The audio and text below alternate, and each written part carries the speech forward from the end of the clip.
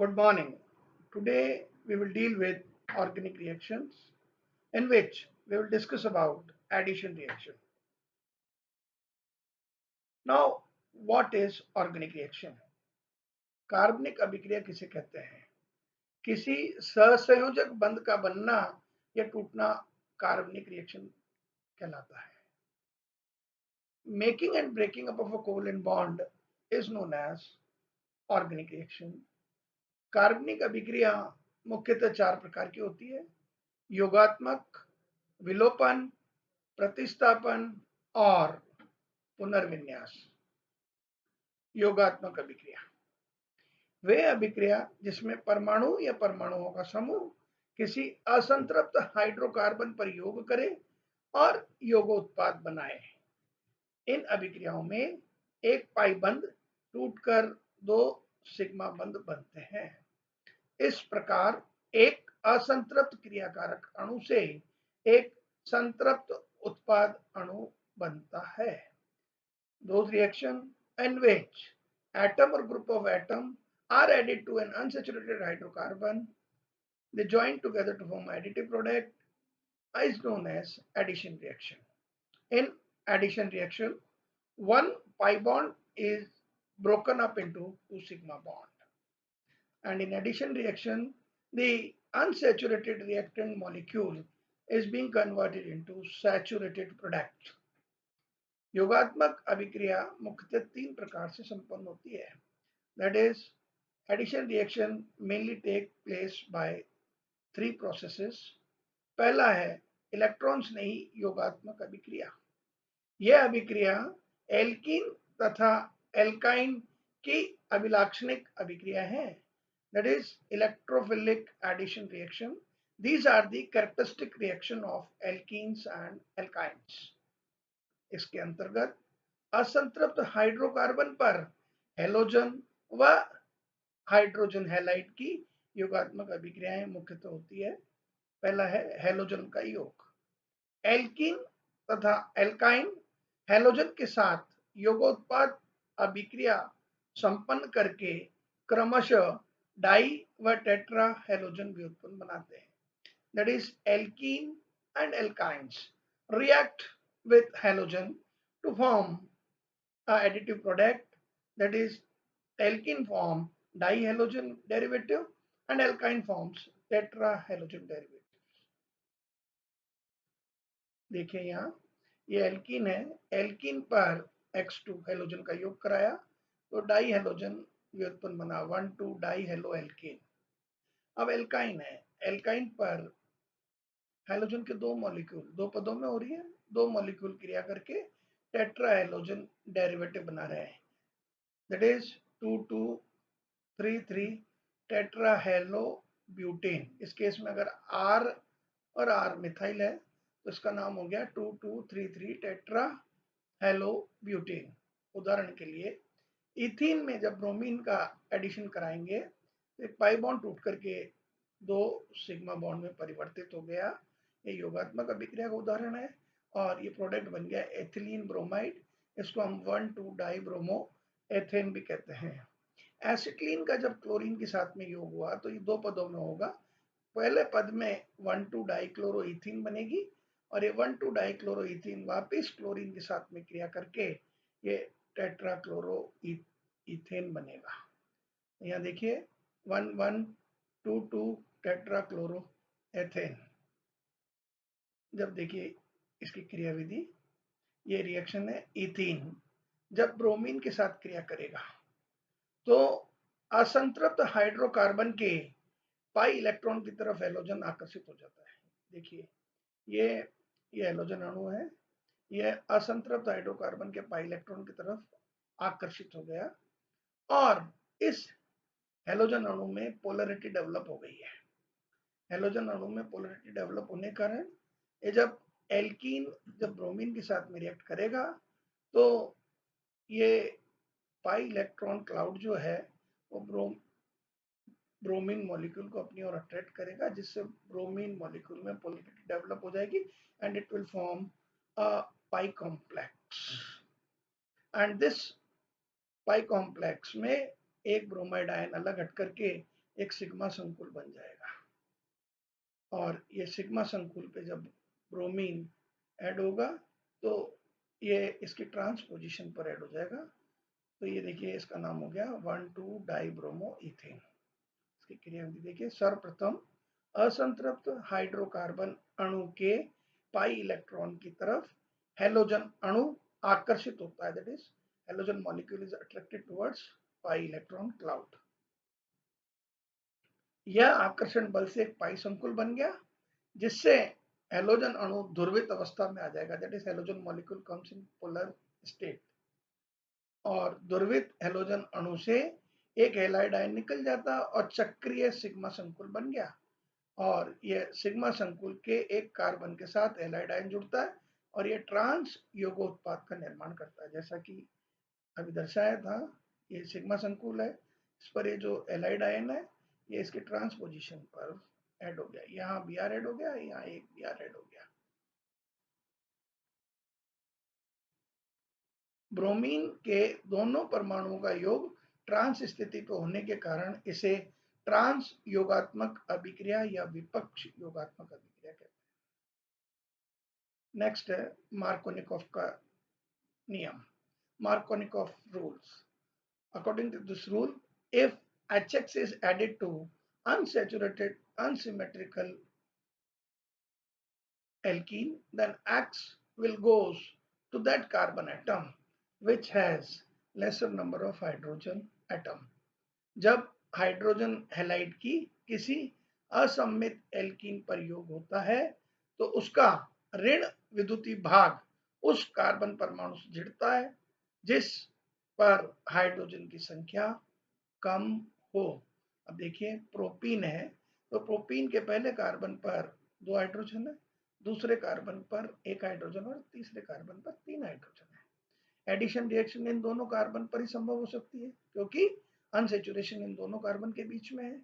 अब इसमें पहले कार्बन पर 2 हाइड्रोजन है, दूसरे कार्बन पर 1 हाइड्रोजन है। तो जब HX का योग कराएंगे तो यहाँ पे नेगेटिव पार्ट कौन है, आयोडाइड आयन। तो आयोडाइड आयन योग होकर के दूसरे कार्बन पे जाएगा और हाइड्रोजन एटम पहले कार्बन पे जाकर के 2 आइडोप्रोपेन योगोत्पाद बनाएगा। इसकी क्रियाविधि देखिए। अभी देखिए प्रोपीन है, प्रोपीन में से पाई इलेक्ट्रॉन क्लाउड यहाँ से यहाँ शिफ्ट हुआ, इस पर नेगेटिव चार्ज और इस कार्बन पर पॉजिटिव चार्ज आ गया। तो इस पर एक कार्बोनियम आयन बन गया। अब जब H प्लस एक इलेक्ट्रोफाइल का एडिशन कराया तो ये धीमा पद है और काइनेटिक्स के अनुसार जो धीमा पद होता है वो वेग निर्धारक पद होता है। तो रेट ऑफ रिएक्शन इस फर्स्ट स्टेप पर निर्भर कर रही है। तो यहाँ पर ये CH3 CH CH3 that is isopropyl carbonium ion का निर्माण कर। और सेकंड स्टेप यहाँ पे आयोडाइड आयन है, ये आयोडाइड आयन उस कार्बन पे जाएगा जिस पर हाइड्रोजन की संख्या कम हो। सेकंड स्टेप तीव्र है, फर्स्ट स्टेप पे इलेक्ट्रोफाइल का योग हुआ, इसलिए यह अभिक्रिया इलेक्ट्रॉन्स नहीं योगात्मक अभिक्रिया कहलाती है। क्लियर। उदाहरण के लिए प्रोपीन में कार्बन 1 पर 2 हाइड्रोजन परमाणु है, ये देखिए, ठीक है, जबकि कार्बन 2 पर केवल एक ही हाइड्रोजन जुड़ा हुआ है, कार्बन 2 पर एक ही हाइड्रोजन जुड़ा हुआ है। अतः HI के योग से हाइड्रोजन परमाणु C1 पर जाएगा, हाइड्रोजन परमाणु कहाँ गया, C1 पर गया, जबकि अधिक विद्युत ऋणी आयोडीन C2 पर जाएगा, that is electronegative iodine will go to second number carbon atom and it will lead to the formation of 2-iodopropane। तो ये मार्कोनिकॉफ नियम और उसकी क्रियाविधि। इसी प्रकार हम 1 ब्यूटीन व 2 मेथिल प्रोपीन की HI के साथ क्रिया कराएंगे तो हमें क्रमशः 2 आइडोब्यूटेन और 2 आइडो 2 मिथाइल प्रोपेन बनेगा। देखिए ये 1 ब्यूटीन है, अगर HI के साथ में क्रिया कराएंगे तो 2 आइडो ब्यूटेन बन गया, ये नेगेटिव पार्ट है। एडिशन फिर इन दोनों कार्बन पे हो सकता है, इन दोनों कार्बन पे सेकंड कार्बन पर हाइड्रोजन की संख्या कम है, इसलिए आयोडाइड आयन यहाँ जुड़ेगा और H plus that is electrophile यहाँ जुड़ेगा। It will lead to the formation of CH3 CHI CH2 CH3 कहते हैं 2 आइडोब्यूटेन। तो 1 ब्यूटेन की HI के साथ क्रिया कराएंगे तो हमें 2 आइडोब्यूटेन यौगिक उत्पाद बनेगा।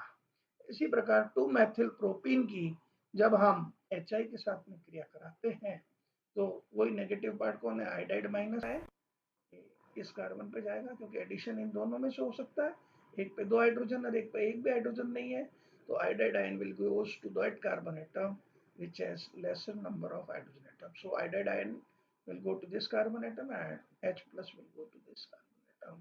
It will lead to the formation of 2-iodo 2-methyl propane. 2-iodo 2-methyl propane. अब मार्कोनिकोव का द्वितीय नियम ये क्या कहलाता है, अगर किसी हेलो एल्कीन पर HX का योग करा दिया जाए तो X उस कार्बन पर जाएगा जिस पर ऑलरेडी हेलोजन उपस्थित हो। एसिटिलीन पर HBr का योग करा दिया तो H यहाँ चले गए हैं तो दोनों बराबर है, तो CH2 CHBr हो गया, वाइनेल ब्रोमाइड बनाया।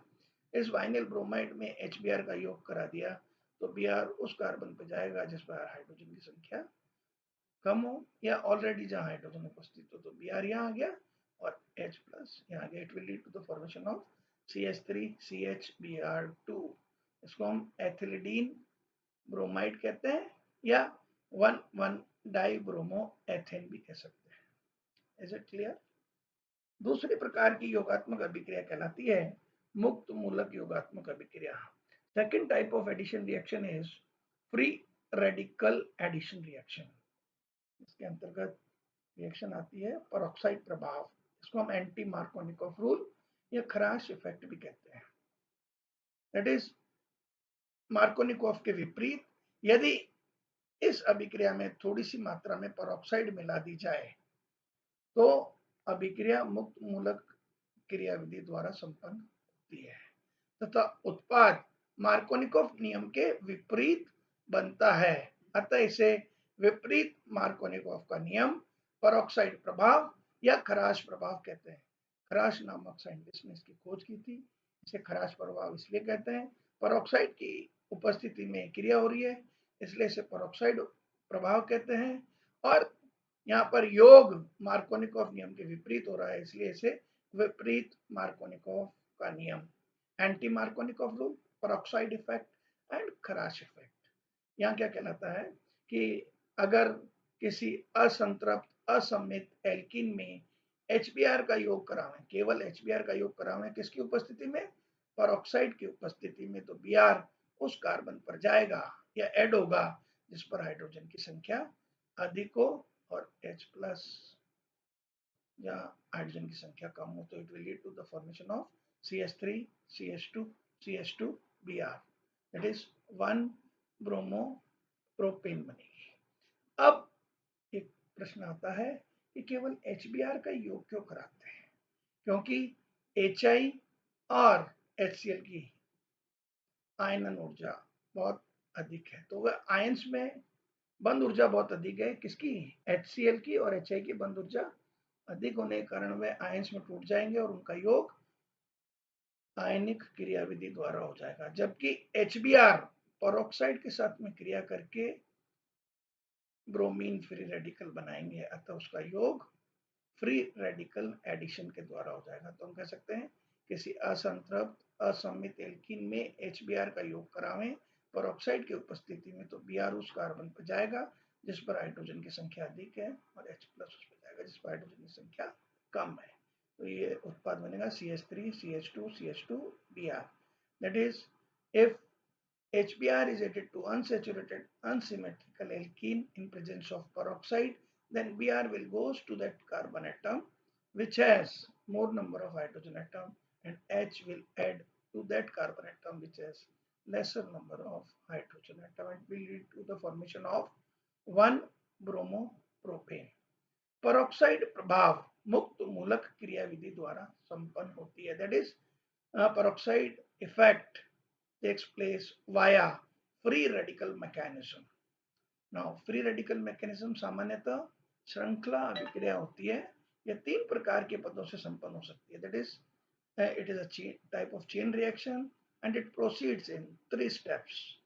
पहला स्टेप होता है श्रृंखला प्रारंभ करने वाला पद, इसको हम कहते हैं chain initiation step, in which the free radical is formed. That is, when peroxide on homolysis, it leads to the formation of peroxy free radical.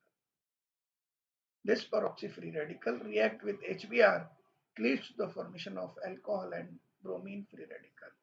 This bromine free radical adds to this and forms secondary free radical, and we know that secondary free radical is more stable than primary free radical.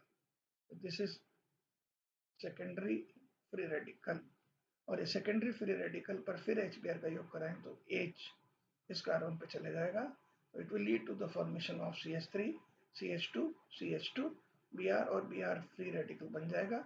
And में Br free radical श्रृंखला समाप्त होने के बाद दोनों free radical आपस में क्रिया करके ये न्यूट्रल मॉलिक्यूल बना देंगे, श्रृंखला समाप्त हो जाएगी। तो हम कह सकते हैं पेरोक्साइड प्रभाव मुक्त मूलक क्रिया विधि द्वारा संपन्न होता है।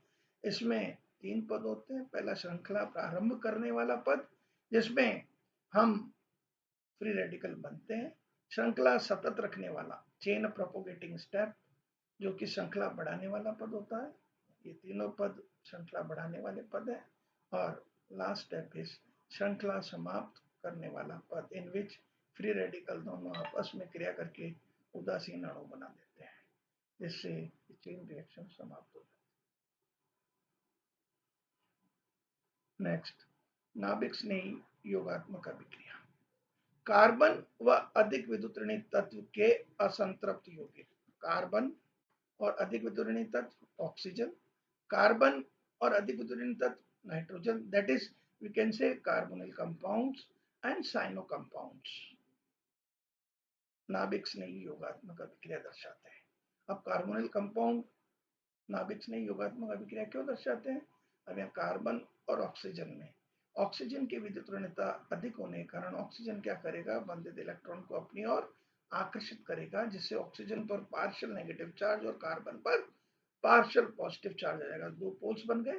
That is polarity is being developed in carbonyl group. अब यहाँ पर कार्बन पर पार्शियल पॉजिटिव चार्ज आ जाएगा, तो न्यूक्लियोफाइल कार्बन पर अटैक करेगा। धीमा पद प्रथम पद होता है, धीमा पद जिसमें न्यूक्लियोफाइल कार्बन पर अटैक करता है, इसलिए यह अभिक्रिया नाभिक स्नेही योगात्मक अभिक्रिया कहलाती है। और दूसरे पद में इलेक्ट्रोफाइल ऑक्सीजन पर ऐड होकर के अभिक्रिया संपन्न होगी। यौगिक इस प्रकार की अभिक्रियाओं को संपन्न कराते हैं। उदाहरण के लिए देखिए, एसीटोन है, जब एसीटोन पे HCN का योग कराया तो cyanide is a nucleophile which attack on carbon because the carbon is partial positive charge। तो न्यूक्लियोफाइल कहाँ जाएगा, इस कार्बन पर, और H plus is electrophile which will goes to oxygen atom and double bond is being converted into single bonds and it forms cyanohydrine। ठीक है, this is साइनोहाइड्रीन्स, इसको हम कह सकते हैं एसीटोन साइनोहाइड्रीन। तो द्विआबंधित ऑक्सीजन परमाणु के अधिक विद्युत ऋणी होने के कारण, द्विआबंधित ऑक्सीजन परमाणु के अधिक विद्युत ऋणी होने के कारण माइनस आई प्रभाव डालता है, जिससे कार्बन परमाणु इलेक्ट्रॉन न्यून होगा। यहाँ देख लीजिए, यहाँ पे कार्बन क्या हो गया, इलेक्ट्रॉन न्यून हो जाता है, जिससे कोई नाभिक नहीं इसके साथ जुड़कर अभिक्रिया संपन्न करता है। That is nucleophile goes to the electron deficient center and add to give additive product। उपरोक्त अभिक्रिया की क्रियाविधि निम्न प्रकार से संपन्न हो सकती है। एसीटोन है, साइनाइड आयन ने रिएक्ट करा, मंद स्टेप है, slow step is rate determining step, और स्लो स्टेप में किसका अटैक हो रहा है, न्यूक्लियोफाइल का ऐड हो गया, डबल बॉन्ड किस में कन्वर्ट हो गया, सिंगल बॉन्ड में, इसलिए रिएक्शन क्या कहलाएगी, न्यूक्लियोफिलिक एडिशन रिएक्शन। यहाँ नेक्स्ट स्टेप है fast step in which H plus goes to this oxide ion, forms cyanohydrine। So acetone when react with HCN it forms acetone cyanohydrine। और इसी प्रकार acetaldehyde है, वो सेम रिएक्शन हो जाएगा। Cyanide पहले स्टेप में कहाँ अटैक करेगा, कार्बन पर, ठीक है, और दूसरे स्टेप में H प्लस अटैक करके एसिटल्डिहाइड साइनोहाइड रिंग बनेगा। This is all about addition reaction and three types of addition reactions, that is electrophilic addition reaction, free radical addition reaction and nucleophilic addition reaction. Thank you.